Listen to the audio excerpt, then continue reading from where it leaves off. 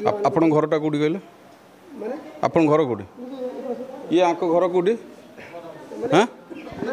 यही बंधपड़ा तो ब्रह्मपुर हाँ ठीक अच्छे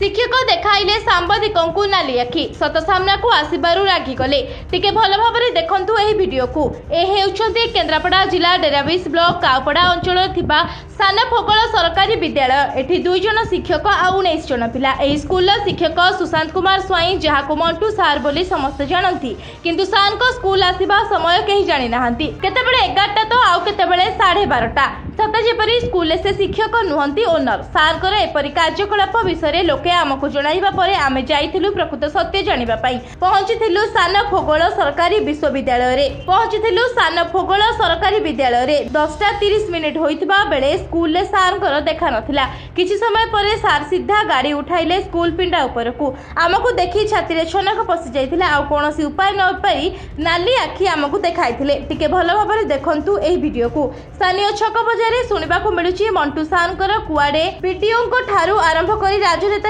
सह समस्तक सहित हाथ अछि तांकर केही किछि करि परिबे नाही तेबे एबळी घटना विषय डेराबिस ब्लॉक शिक्षा अधिकारी कोनोसी प्रतिक्रिया मिलि पारि नाही तेबे सारंकर एपरी मनमानी काम उपरे डेराबिस ब्लॉक मंडल शिक्षा अधिकारी और जिला शिक्षा अधिकारी सह जिला प्रशासन कोन कार्यानुष्ठान नेउछंती ताहा देखिबाको बाकी रहिला तुम ना कोन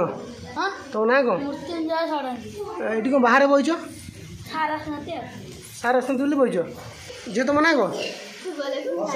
एटी बाहर को बइछो सार आसनांती सार को सब एमती करंती कौन करंती डेरी सब डेरी आसंती